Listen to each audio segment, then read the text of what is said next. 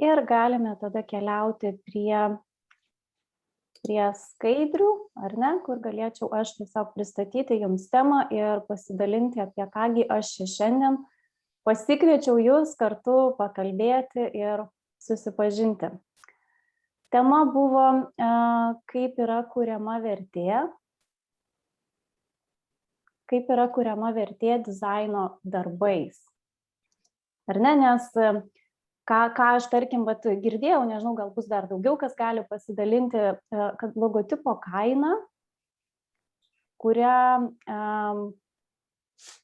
parduodate logotipą, būna 50-60 eurų, kitą kartą gali būti 100, 200 eurų, 300, o mes kiekvienas norime iš tiesų uždirbti daugiau, ar ne? Ir ką reiškia uždirbti daugiau? Tai reiškia, jog reikėtų kurti didesnę vertę dizaino darbais. Tai jeigu, tarkime, galime įsiidentifikuoti, kurioje vietoje jūs esate šiandien. Tai gali būti pradedantysis dizaineris, tai gali būti jau dirbantis dizaineris, gali būti metų, 2, 3 patirtis. Tiesiog pabandom įsiidentifikuoti ir tarp jūsų tikrai bus dizainerių, kurie parduoda logotipą už 50, kiti galbūt už 150, kiti už 300. O aš norėčiau jūsų tuo pačiu paklausti, o kur jūs norėtumėt būti? Už kiek norėtumėte ateityje parduoti logotipą? Galbūt būtų visai smagu nuo 50 pereiti iki 1000, iki 500, nuo 150 iki 1000, o galbūt ir 1500 parduoti už logotipą.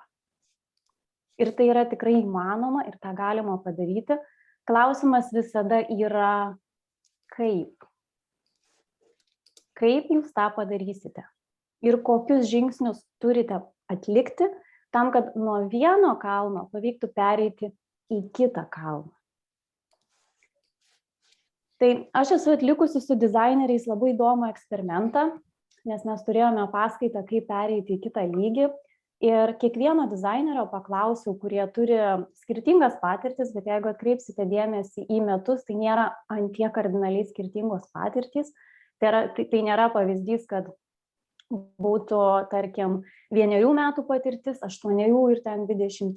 Tai yra gana jauni, pradedantis dizaineriai. Ir eksperimentas atrodė taip, aš tiesiog paklausiau jų, už kiek jie parduotų logotipą.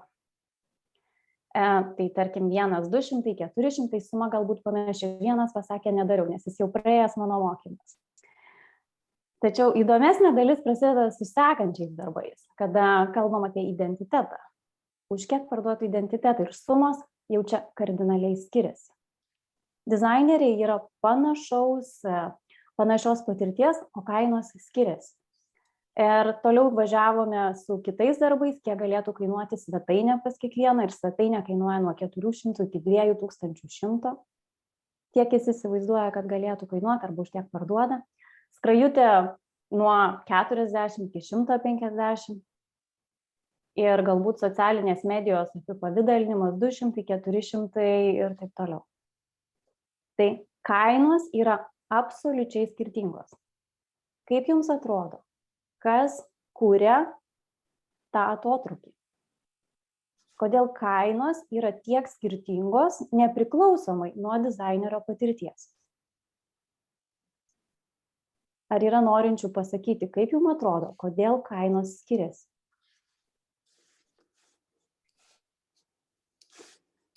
Gal dėl to, kad jog mažesnė patirtis labiau save įsikelia, su mažesnė patirtį manai, kad gebi uždirbti, tavo darbas yra vertingesnis, negu turėdamas patirtį, kaip biškį ir pats subręsti. Nežinau, čia gal taip per šoną aš bent. Na, ne visai per šoną. Tu paminėjai labai tikslingai vieną žodį. Vertingesnis. Jis galbūt tiesa yra netiesiogiai tame, ką tu pasakei, bet to žodis vertingesnis, jisai turi labai daug reikšmės šitoj temai. Nes yra toksai dalykas kaip vertės formavimas. Ar ne? Nes vienas dalykas yra sukurti logotipą Antras dalykas – sukurti įvaizdį įmonei. Arba sukurti įvaizdį įmoniai ne tai, kad įvaizdį įmoniai šiandien, bet sukurti įvaizdį įmoniai 5 metams, kaip pavyzdys. Ir tam, kad mes galėtume tą vertę suformuoti klientui, nes čia ir yra pokalbis apie tai, vertės formavimas klientui. Nes logotipas yra logotipas, bet kokią vertę jis kuria įmonei, ar ne? Ir tam, kad mes galėtume suformuoti įmoniai, užsakovui vertę, pirmiausia, mums patiems reikia suvokti, kokią vertę jūs kuriate savo darbais. Ir tai nėra, bet mes negalime suformuoti klientui vertės, jeigu mes patys jos nesuvokiam. Todėl paskaita yra suskaidyta į 2 dalis. Pirmiausiai, suvokim vertę patys, o tada paklauskim savęs, kaip ją galime suformuoti klientui ir pereiti į tą kitą lygį. Tai kaip atrodo tas dizaino darbų suvokimas? Čia yra logotipas. Projekto kaina, matuojant laiku, galėtų būti: užtrukau 10 valandų, mano valanda yra 15 eurų, lygų 150 eurų. Na, pavyzdys, tai gali būti užtrukau 5 valandas, mano valanda 5 eurai, lygų 25 eurai, kaip pavyzdys. Tai čia yra paprasčiausias projekto įvertinimas, keičiant laiką į pinigus. Vertės čia nėra jokios. Dabar palyginimai, ar ne? Nes dizaineriai labai mėgsta palyginimus ir jiems padeda suprasti tokie analoginiai pavyzdžiai, kaip čia kas dėliojasi. Jeigu jūs einate į kirpyklą ir kirpimo kaina joje vienas kartas kainuoja 30 eurų. Paprasta. Galbūt gali būti 20, tarkim, mano kirpėja ima 30 eurų. Gerai. Kirpimo kaina metams lankantis kas mėnesį būtų 360 eurų. Kirpimo kaina lankantis 5 metus aš išleisčiau 1800. Tik bėda ta, kad čia tai yra išlaidos. Aš išleidžiu, bet aš atgal nieko negaunu. Aš apsikerpu ne tam, kad galėčiau gauti daugiau pinigų, aš apsikerpu tam, nes aš taip geriau jaučiuosi. Jeigu mes kalbame apie logotipą, tai pirmiausiai tai įmonė jį įsigyja ne tam, kad jinai nori gražiai atrodyti. Kas pirmiausia ateina dizaineriui į suvokimą, kad taigi dizainas yra apie grožį. Tai jis jį sukuria tam, kad galėtų per metus, 2, 5 uždirbti daugiau, parduoti savo paslaugas, gauti atgal finansinės naudos. Vadinasi, į logotipą įmonė investuoja, neišleidžia. Tai čia vienas suvokimas, nes kirpyklą mes eidami išleidžiam ir tai yra išlaidos. Jos negrįžta atgal, o įmonė į logotipą visų pirma investuoja. Tai jeigu mes pabandytume matuoti vertę to pačio logotipo, darant prielaidą, kad jis bus naudojamas 5 metus, ką mes gaunam? Jeigu logotipo kaina, už kurią jūs parduodate, tarkim, 50 eurų, tai gaunasi taip, kad per metus įmonė investuoja 10 eurų į savo įvaizdį. Jeigu logotipas 150 eurų, per 5 metus įmonė už šitą įvaizdį investuoja 30 eurų per metus. Jeigu tai yra 360 eurų per metus. Jeigu mes keliaujame ar ne toliau į tą kitą kalną, jeigu investuotų 500, tai jinai per metus investuotų 100, jeigu 1000, tai 200, jeigu 1500, tai yra 300 eurų per metus. Jūs už savo kirpėjas sumoka daugiau kaip išlaidom per 5 metus, negu kad įmonė investuoja į kuriamą logotipą. Klausau, Jonai. Justas. Justas, atsiprašau. Viskas gerai. Norėjau paklausti, bet ar pačios įmonės, va tai, ką jūs dabar pasakėt, ar jos žino prieš ateinant, tarkim, pas dizainerį, kad jo logotipas, tarkim, ten tiek įmonė kainuoja. Ir kaip tai įmonė iškomunikuoti, jog jinai suprastų tikrąją logotipo vertę, o ne tik tai, kad tu pasikampini ten stendą ar ten turi popieriuką su tavo inicialais. Nuostabus klausimai, Justai. Pirmas dalykas, mes šiuo metu esame temoje suvokimas. Pirmas momentas, kad mes galėtume kažkam paaiškinti vertę, mes ją pirmą turim patys suvokti. Tai klausimas, ar tu anksčiau susimastei apie tai, kas yra logotipas įmoniai ir kad tai yra investicija ir kiek jinai investuoja per metus ir kiek jinai laiko bus naudojamas, tarkim, tas logotipas. Ar turėjai šitą suvokimą anksčiau? Ne, Okay. Kažkaip nebuvo minčių.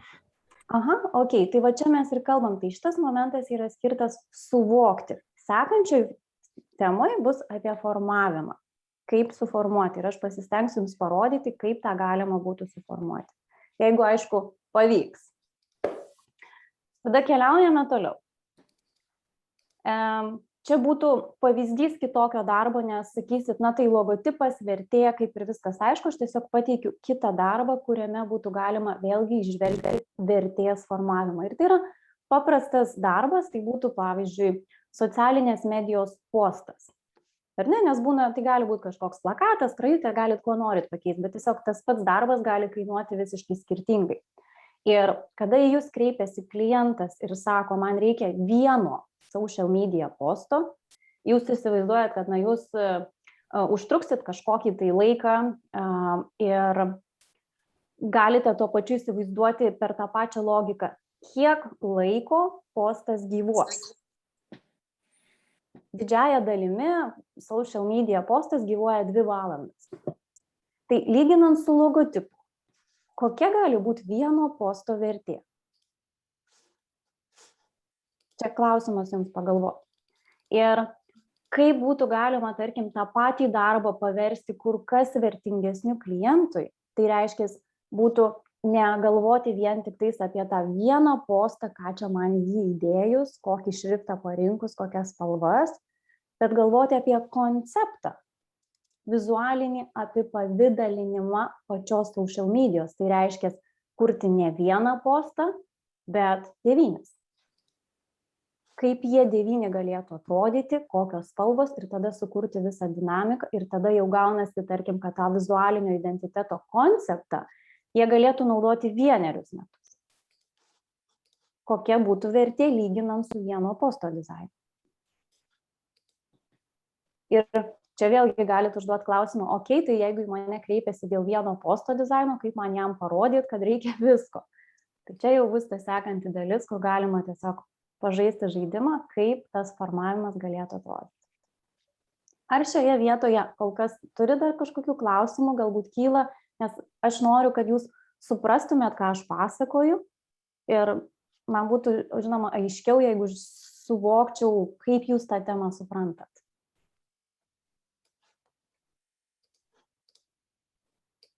Gerai, tada keliauju toliau. Tai jeigu mes patys bandom jau suvokti tą vertės santykį su dizaino darbais, galime pabandyti eiti į vertės formavimą. Tai tam, kad suvokti, kaip suformuoti vertę klientui, reikėtų šiek tiek įlysti ir į jo batus. Tai čia prieš mus yra klientė Marija, kaip pavyzdžiui, ir ji kreipėsi jūs, kad jai reikia logotipų. Nes skamba dažniausiai taip, mailas ar užklausa telefonu, labas, man reikia logo. Bet iš tiesų klientas galvoja, kad ne apie logotipą. Jisai galvoja, kad jai reikia socialinės medijos, jai reikia iškabos, jai reikia pakuotės dizaino, jai reikia viso apipavidalinimo. Ir klientas vėlgi, jis nėra dizaineris, jis neturi suvokimo, kaip kas veikia. Ir dažniausiai atrodo, na, užsikursiu logą ir jau savaime ten viskas gausis. Bėda ta, kad taip nebūna. Ir jeigu visgi mes žiūrime į šį logotipą, į tokį vaizdą, kurį jis gauna iš dizainerio, kiek klientas mokėtų už šį vaizdą? Ir kokią problemą šis vaizdas sprendžia, jeigu mes grįžtume į pirmą skaidrę, ar ne? Mes turime logotipą, jam reikia pažiūrėti, kaip tas logotipas čia atrodys. Kaip atrodys socialinė medija su tuo logotipu. Negi čia bus vienas logas, antras, trečias. Ne, čia jis kažkokios fotkės, kažkuriais spalvotas fonas ir taip toliau. Ir klientas gavęs tokį logotipą ir susimokėjęs už jį 50-60 eurų, na, žinoma, tos vertės nelabai ir gali matyti. Ir jam tikrai šitas nesprendžia jokios problemos. Tai vadinasi, jeigu jūs norite pereiti iš vieno kalno į kitą, reikėtų iš tiesų pradėti spręsti kliento problemą ir galvoti apie jį, kada kuriate dizaino sprendimus. Ir čia aš kalbu apie kitą klausimą. Jeigu klientas iš jūsų gauna tokį vaizdą, čia yra logotipo pasiūlymas. Kiek klientas mokėtų už šį vaizdą? Kaip jums atrodo? Čia norėčiau išgirsti klausimų palyginimų, ar ne? Jeigu mes turime vieną vaizdą, siunčiame mes kaip dizaineriai jam ir turime kitą vaizdą. Kiek klientas mokėtų už šį vaizdą? Koks galėtų būti skirtumas? Didelis, jo. Skaičiais pabandom. Aš manau, kur galėtų kainuoti iki kokių 400-600. 400-600. Jeigu, tarkim, o logotipas, tada kiek galėtų kainuoti? Koks, nežinau, iki 100 eurų. Na, gerai, tarkim, logotipas 100 eurų, o vaizdas šitas galėtų būti 400-600 eurų. Ta prasme, vėlgi pabandykime įsivaizduoti, kaip klientas matytų vertę. Ar ne? Kaip klientas matytų vertę, nes yra vienas dalykas, vėlgi įsivaizduoti, o Jėzau, tai kiek čia laiko aš užtruksiu, o kitas variantas yra galvoti apie klientą, kaip klientui parodyti, kad logotipas, kurį aš siūlau, iš tiesų yra tinkamas. Tai va, tai dabar jūs galėtumėt man sakyti, na tai Lina, ką tu čia siūlai, ar ne? Vietoj logo parduok identitetą, ar ne? Atrodo viskas žiauriai paprasta. Bet tai nėra visai tai, ką aš iš tiesų siūlau. Ir čia man reikėtų savanorio, kuris galėtų su manim pažaisti žaidimą. Galbūt būtų savanoris, kuris norėtų pabūti klientu, kuris skambina dizaineriui ir nori užsisakyti logotipą.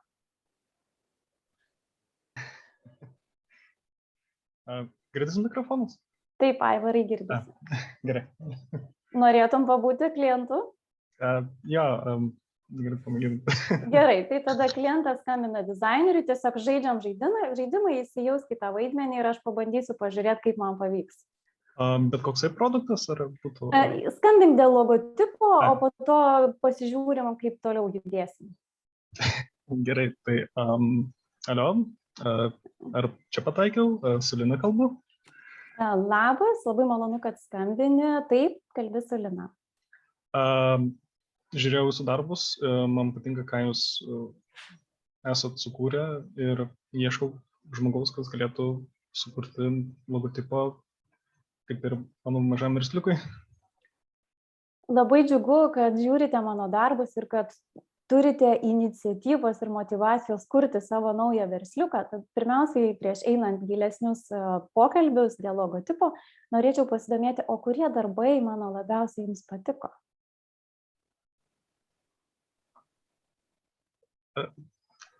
Taip, minimalistiniai tie logo, tokie taip.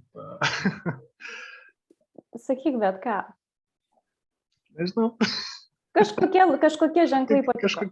Kažkokie tokie minimalistiniai, taip, poros, taip, vienos spalvos, taip. Okay. Supratau, tai aš girdžiu, kad yra tas noras turėti minimalistinį ženklą ir švarų vaizdą, ar ne, apipavidalintą. O ar galėtum daugiau papasakoti apie savo tą mažą versliuką? Kokią idėją turi? Mano versliukas būtų toks kaip turiu keletą tokių pažįstamų, kurie daro tokias užrašų knygutes ir mes visi susivienijame, kad atidaryti tokią kaip užrašų knygučių brandą, kaip, nežinau, ir norėtume mes tada taip pardavinėti tos knygutės yra tokios rankų darbo, ne visos yra identiškos, vienas didesnis, kitas mažesnis, kitos turi įbrėžimų, kitos turi įdrėskimų, bet pagaminti tokia kaip ir su meile, dengti oda, storas popierius, paskirtis gali būti įvairiai, ten piešimui, rašymui, kam tik tais ir įsivaizduojant. Supratau, dėkui už tą platesnį paaiškinimą, man iš karto kyla toksai ir klausimas natūralus, o kaip jūs planuojate prekiauti tomis knygutėmis? Galvojame kreiptis į kokį nors ten, gal kokį kaip knygyną, gal išeitų susitarti kažką su jais, kad jie mums padėtų išvystyti tą visą tokį. Labai daug dar neplanavome. Arba mėgintume per juos, arba mėgintume gal kokį ten Kickstarterį pradėti ir kažkaip gal per Kickstarterius atidarinėti. Tai tuomet, ką aš girdžiu, kad yra dvi kol kas idėjos, kur būtų planuojamas tas veiklos išvystymas, tai būtų galbūt Kickstarteriai arba kreipimasis tiesioginis į knygyną, ar ne, kažkokiu tai pasiūlymu, kad parodymų, kaip tos knygutės atrodo. Pasakykit, ar jūs turite, kas daro jums prezentaciją?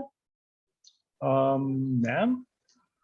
Neturit, ar ne, prezentacijos? O knygutės jūs gal, tarkim, jūs turit savą dizainerį, kuris toliau kurs, arba galbūt yra kažkokie dizaino elementai, kuriuos reikia naudoti identitete arba logotipai nuo knygučių, kurį galima paimti?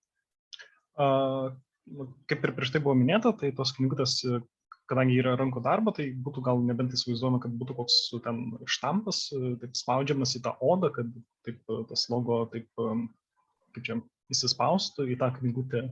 Supratau. Tai logotipas jau būtų ant knygutės įspaudžiamas ir taip toliau. Tai ar aš teisingai supratau, kad jums būtų reikalingas logotipas, kuris būtų dedamas ant knygučių, bet tuo pačiu reikėtų galbūt įsivertinti ir kaip prezentacija atrodytų, nes jeigu jūs gausite vien tik tais logotipą ir tada kursite, nežinau, pitchą ar ne knygynui, tai kokį jūs šriftą naudosit, kokias spalvas naudosit, kaip atrodysit, kaip jūs save reprezentuosit. Nes pats logotipas nelabai kuria vertės, žinot, ant balto fono uždėsit logotipą, kokį jūs emociją sukursit. Turbūt eidame kažką kaip natūraliai, natūralumu, kažkas susijęs su gamta, kažkas taip labiau arčiau žemės, o ne tas, kas dabar ten minimalistiškai ir moderniai, bet norėtųsi vis tiek tą tokį minimalizmą turėti ir su mūsų tai tom knygutėm.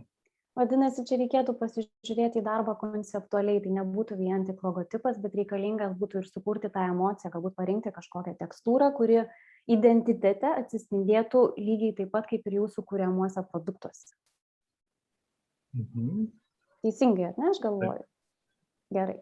Tai čia pokalbį galime ir kaip ir baigti, nes toliau keliautume jau į kainos, ar ne, derybas ir taip toliau. Dabar, Aivarai, tu skambinai dėl logotipo. Taip. Ką aš tau pardaviau? Daugiau negu logotipo. Čia gaunasi kaip ir tokia, kaip ir pradžia, kaip ir strategija, kas gali būti daugiau ir išsivystyti, kai kas esančių daugiau, nes jau kaip ir įsivaizduojame, kad būtų žiūrima ir daugiau, kaip ir kokius tam postus, ten Facebook'o, page'ai, Instagram'as, kokius dar ten socialinis medijas. Jeigu mes tęstume pokalbį, galbūt mes, tarkim, galėtume išsiaiškinti, kaip promotiono reikėtų kažkokio knygutėms, nes, tarkim, vienas dalykas yra patekti į knygynus, kitas dalykas atves žmonės į knygyną, kad jie pirktų. Ir tikėtina, kad atsirastų poreikis socialiniai medijai vėlgi reikia socialinės medijos apipavidalinimo ir taip toliau.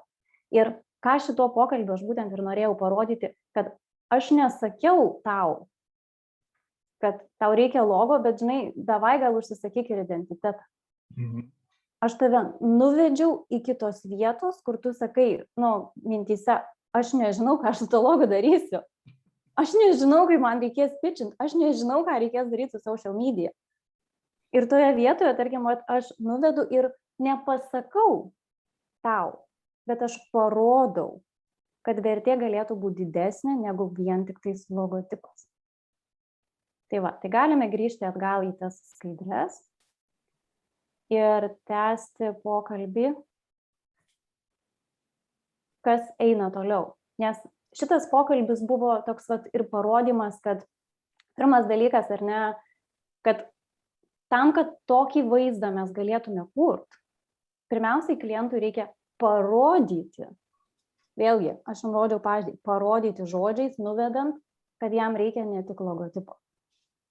Nes klientas turi viziją, kad reikia logotipo, bet iš tiesų jam reikia kur kas daugiau. Ir jeigu jūs gebote pokalbėje išsiaiškinti, ko jam iš tiesų reikia, arba tiesiog klausiant, ką jis darys su to logotipu, kur jis įdės, ar jis žino, kaip tenais reikės uždėti. Vat pasims logo, uždės ant balto fono ir siūs, ar tai tikrai praeis ant pitchui, prezentacijai, reklamai, whatever.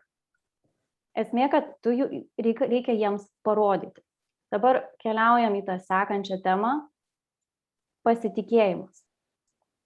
Ar ne? Nes mes gebėjom šiek tiek apčiuopti tą vertės suvokimą, gebėjom išaiškinti klientui, suformuoti tą vertės suvokimą jam, bet aišku, mes jam neaiškinam apie tai, kad, žinote, logotipą naudosit 5 metus, tai čia aš suskaičiavau, kad kaina turėtų būti tokia, nes čia jums reikalingi tie skaičiai. Klientui tai nėra įdomu. Klientui reikia parodyti, kad jam reikia ne logo ir kurti tą didesnę vertę parduodant ne tik logotipą.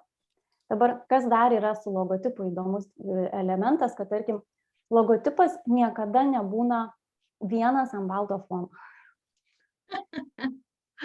Niekas jų nerėmina ir neapšviečia kaip parodoj. Kodėl mes kaip dizaineriai siunčiam logotipą ant balto fono ir tikimės, kad klientas mums už jį norės mokėti daugiau arba žinos, ką su juo daryti toliau. Čia reikia suvokti, kad logotipas atlieka funkciją ir jis visada bus ant tušinuko, ant sienos, ant pakuotės, ant mašinos, ant iškabos. Tai ir reikėtų klientui vat ir parodyti. Dabar vat kalbama ne apie pasitikėjimą. Tai tarkim, vat, kodėl aš apskritai kalbu šitą temą, kodėl aš kalbu apie tą vertę ir kodėl tas pasitikėjimas ateina ir kam iš vis tas dizainerių sambūris atsirado. Tai į mane kreipiasi ne dizaineriai, bet klientai, kurie man atsiunčia logotipus. Čia matote pavyzdžius, kuriuos aš gavau iš klientų su klausimu: Lina, nesuprantu, ką man daryti, nesuprantu, kaip komunikuoti su dizaineriu. Aš nusiunčiau jiems moodboardą, nusiunčiau visą aprašą, gavau variantus, aš nežinau net kaip duoti komentarus, nes man nei vienas netinka, bet aš negaliu pasakyti, kodėl. Ar ne? Ir čia yra iš tikrųjų ne vienas variantas, kada klientas susimoka už paslaugas ir gauna lievas paslaugas. Jis gauna kažkokius grafinius darinius, kurie visiškai nekomunikuoja nei apie klientą, nei apie jo verslą, nei idėjos, nei vertybės, niekas ten neatsispindi. Tai logotipas nėra tiesiog mokėjimas dirbti su iliustratorium, tai yra šis tas daugiau.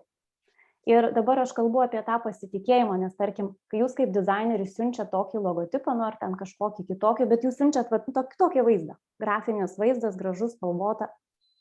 Ar jūs patys žinot, kad logotipas veikia? Ar jūs patys žinot, kad jis tikrai gerai atrodys socialiniai medijoje? Ar jūs esat garantuoti siųsdami logotipą, kad jis tikrai veiks? Ir čia vat yra tas pasitikėjimas. Aš prikabinu logotipą, ir kaip man jį išsiųsti, pasitikint, kad aš žinau, kad padariau gerai. Nes čia tai toks maždaug, pabandom, gal praeis. Ar ne? Tai vat, pabandykime pasižiūrėti, ką galima padaryti su logotipu, keliaujant į tą kitą poziciją. Tai čia yra dar toliau pavyzdys, kad klientas pabandė išsirinkti, bet iš esmės vaizdas atrodo va šitaip: skonio veranda, šilta, jauki, visokių saldumynų, skanumynų parduotuvė, o turim šaltą juvelyrinį darinį, kur kai dizaineris nežino, ką daryti, tai A raidę išima, čia galėjo dar E raidę panaikinti, toks žiūrėjimas, ką galima iš raidžių padaryti grafiškai, bet visiškai negalvojant apie emociją, kurią norėtų skleisti, ir visiškai negalvojant apie užduotį. Tai klientas man, siūsdama šitą užduotį, prikabino moodboardą. Jis atrodo va taip. Ką mes iš šito moodboardo galėtume pamatyti? Tai Tai galbūt pirmas momentas, kad moodboardas siuntė Pinterest'e ar ten kažkokius linkus sudėjo, ką reikia padaryti. Čia toks subtilus manevras. Susikelti visas nuotraukas ir viskas, tas siunčia klientas, visus pavyzdžius į iliustratoriaus langą ir prieš akis turėti. Ir elgtis su juo kaip su kelrode žvaigžde, ką aš turiu kurti. Tai yra toksai, pavadinkim, moodboardas. Tai, o taip ir prasideda, kad mes susikuriam moodboardą, ką mes iš tiesų kuriam. Tai nėra, kad atsidarau baltą lapą ir bandau sukurti kažkokį grafinį elementą, kurį galėčiau pavadinti logotipu. Tai yra gebėjimas matyti, ko klientas nori, gebėjimas skaityti briefą ir iš tiesų gilintis į jo viziją, ką jis nori sukurti. Kitas momentas prie to pačio. Pabandykit žodžiais apibūdinti, ką jūs čia matot. Šiluma, jaukumas, pastelė, kaip pavyzdys. Bet tai nėra, kaip apibūdintumėt šitą šiluma, jaukumas, pastelė? Ar tiktų šitie raktažodžiai? Jaučiat, kad netinka, bet jeigu jūs tų raktažodžių net neužsirašėte, tai jūs kuriat apgraibom tamsoje kažką bandydami sukurti ir net nežinot, kuo remtis atsakant į klausimą, ar aš sukūriau gerai. Keliaujam į kitą žingsnį, tarkim, kada mes susikuriam tą moodboardą. Tas moodboardas gali būti remiantis iš briefo, remiantis iš to, ką klientas prikabino, galima ir vadovautis procesu, apie kurį aš pasakojau ankstesnėme webinare, kad siųsti stilistinės kryptis, nes jos irgi padeda. Ir tada, kada mes turime tą moodboardą, pradedam kurti net ne nuo logotipo, o nuo aplinkos. Nes aplinka, tai reiškia tekstūros, spalvos, šriftai, nuotraukų tipažas ar ten pakuotės stilius, mums daugiau leidžia sukurti ir pajausti emocijos, kurią norime sukurti, negu kad kuriant tiesiai nuo logotipo. Klientas buvo labai aiškiai nurodęs, kad jisai nori dryžuoto paterno, dryžuoto ir ne kitokio. Tokia buvo vizija. Ieškota, kaip tą dryžuotą padaryti nestandartinį, atsirado banguotos linijos, švelnumas, jaukumas, pastelė. Tas ir groja visuose sprendimuose. Tarkim, šičia būtų griežtos linijos, viskas jau nebėra šilumos, jaukumo ar ten pastelės, jeigu spalvos aiškesnės. Vadinasi, pirmiausiai kūlėmės aplinką, kurioje bandom pagauti emociją. Tarkim, jeigu šita nuotrauka būtų, tarkim, kažkokiam ružavam fonė, jinai nebetiktų. Jeigu šita nuotrauka būtų ryški kažkokia pop stiliaus, jinai nebetiktų. Vadinasi, šitų mūdų jūs patys užsistatot ir padedat savo ir klientui pagauti kampą, apie ką kalba logotipas, apie ką kalba visas vaizdas. Ir trečiame etape pabandome logotipą užsidėti. Kada jau bandome prie to vaizdo kurti logotipą, pasižiūrim užsidėję, ar dera ar ne. Stebuklingai pajusit, kad bus tokių variantų, čia, tarkim, iš mano patirties, kur atrodo, sukūriau žiauriai gerą logo, ten kažkas labai smart, kažkas taip uždedu čia, jis visiškai netinka ir visiškai neatspindi tos nuotaikos, kurią nori matyti klientas. Tai, link kur aš einu? Kaip jaučiatės priduodami tiek logotipą? Kaip žinosit, kaip jisai atrodys kitur. Ir jeigu prieš siųsdami logotipą savo, pasitikrinimui savo, užsidėsit jį ant kažkokių elementų, tie elementai nebūtinai turi būti kažkokie išdirbti final websaitai ar ten pakuotės. Tiesiog pakuotę internete uždedat ant jos, kurią susiradot, kurie atspindi tą emociją ir pažiūrit, ar logotipas skleidžia tą emociją, kurią norit sukurti. Tai yra pasibandymas patiems savo pamatuoti logotipą, kaip kad sijonas parduotuvėje, ar ne, kabo ant pakabos, jūs galite ilgai jį žiūrėti, oi, koks jisai fainas, bet kai reikia jums pirkti, dėja einat pasimatuoti, neperkat neatsimatavę. Kodėl verčiam klientus pirkti logotipą nepamatavus? Kaip jis gali mokėti 1500, jeigu jis nežino, kad tas ženklas tiks? Vadinasi, jeigu mes duodam galimybę pirmiausiai savo pamatyti, ar logotipas tinka, ir tą vaizdą nusiųsti klientui, parodant, pažiūrėk, sukūriau, ar jis tinka, ar matai, ar jisai tinka. Mes sukūrėm jam galimybę ir ne tik matyti platesnį vaizdą ir vertę didesnę logotipe, bet ir suteikiam galimybę sau parduoti daugiau, suteikiam galimybę ir jam matyti, kaip jis atrodys ateityje. Ir tada mes galime šnekėti jau apie identiteto buvimą su verslu 5 metus ir panašiai. Ar kyla kažkokių minčių ar pamąstymų šitoje vietoje? Kuo norėtųsi pasidalinti?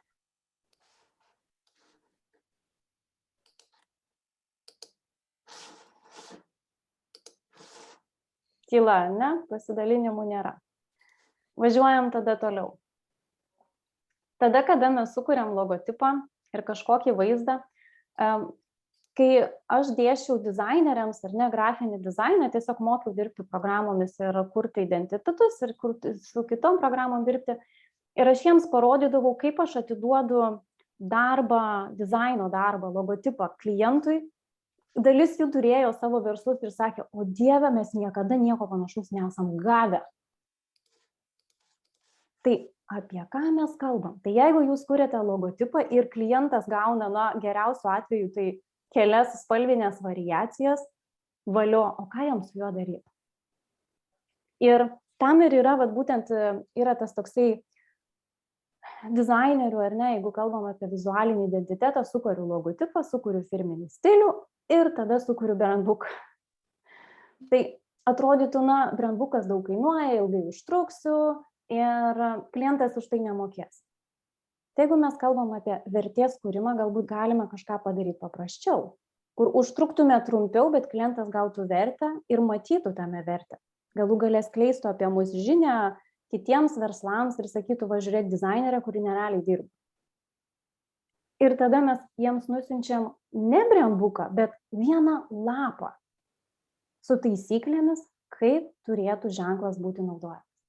Ir dizaineriai pamato šitą lapą ir sako, o Dieve, čia savaitė darbo.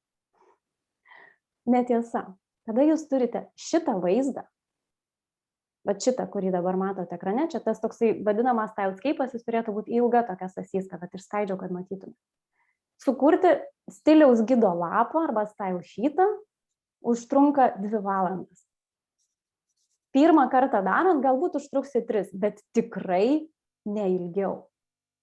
Galbūt ten dieną, bet ne savaitę.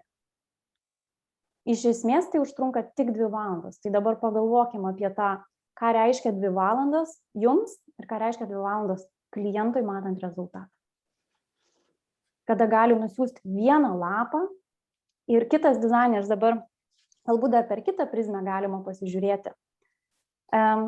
Jeigu jūs kaip dizaineris, jūs kreipiasi įmonės Skonio veranda ir sako, man reikėtų pakuočių. Ir atsiunčia jums šitą vaizdą ir šitą vaizdą. Ar jūs įsivaizduojat, per kiek laiko sukurtumėt pakuotis? Čia yra visos idėjos, pasiemi tekstūrą, čia netgi yra idėja, kaip pakuotė gali atrodyti. Klausimas dabar tik tai klientui, ką pakuosim, saldainių, šokoladą, ką? Imam ir darom. Spalvas turim, galim pamodeliuoti, kad nebūtų nuobodu dinamiška. Tai yra tik darimas, greitas darimas. O jeigu jums atsiunčia logotipą, sukurkit man pakuotis. Sėkmės bekuriant, aš daug kartų esu turėjus tokį atsiunčia logotipą, sukurk kažką, ką kurt, ką? Niekas neaišku, kur brendo visas konceptas, apie ką kalbam, kur vientisumas, tai aš galiu vienaip sukurti, kitas dizaineris kitaip ir tada turim padriką vaizdą. Tai bandau tiesiog parodyti, kad jeigu, tarkim, jums ateina mintis, kad jo, čia gal viskas labai paprasta, bet aš tiek laiko neskirsiu, arba klientas tiek nemoko, tai, ne taip viskas yra sudėtinga. Iš tikrųjų, šitą vaizdą sukurti užtrunka apie 5-6 valandas. Čia gal net ir logotipo sukūrimas galėtų įeiti tą valandas. Ir sau labai pasilengvinate darbą, jeigu pradedate dirbti ne nuo logotipo. Nes aš atsimenu save, kada aš žiūrėdavau į identitetus Behance ir galvodavau, Dieve, kaip jie išmąsto. Paima logą, čia kažkokia grafika atsiranda, čia kažkas ir taip atrodo viskas vientisa, bet tuo pačiu ir nenuobodu ir dinamiška. Ir galvodavau, kaip jie visą tai sukuria. Ir čia, tarkim, nu, vat, yra 5 trikampėliai pamėtyta ir jis visur viskas labai gerai atrodo. Ir atrodo ir čia, nu, ir atrodo, nu, ką aš nesupurčiau, paimčiau kvadratą, nukertu kampus ir viskas labai paprasta. Bet kaip pagauti visą vaizdą, nes mano visi darbai, paspaudžiau kažką, mano visi darbai atrodydavo va šitai. Turiu logotipą IT kompanijai, pripiešiu kažkokių kablių ir tada sakau, valio, čia žiauriai geras darbas. Ir tada sako, reikia identiteto, paimu tą logotipą, paštampuoju ant įvairių elementų, kur jiem reikia tekstūros, nu ką, fonas, paduplikuoju logotipą, va jum identitetas. Ne. Čia nėra tas geras kelias, kuriuo reikėtų eiti ir kur eina dar vis dar daugelis dizainerių, mes turėtume matyti bendrą vaizdą. Konceptualiai žiūrėti į bendrą identitetą ir tą ir padeda daryti būtent tas procesas, kurį aš ir pristatau jums, tai yra pradėjimas galvoti nuo aplinkos, ne nuo logotipo. Ir parodymas klientui, kad logotipas pats iš savęs jis neneša jokios vertės, jis nekuria jokio vaizdo, jisai tik tais kaip grafinis elementas, kuris padeda identifikuoti, bet didesnę emociją kuria bendra aplinka, kontekstas. Tai vat tiek šioje paskaitoje ir norėjau jums parodyti apie vertės formavimą, apie kainas, apie suvokimą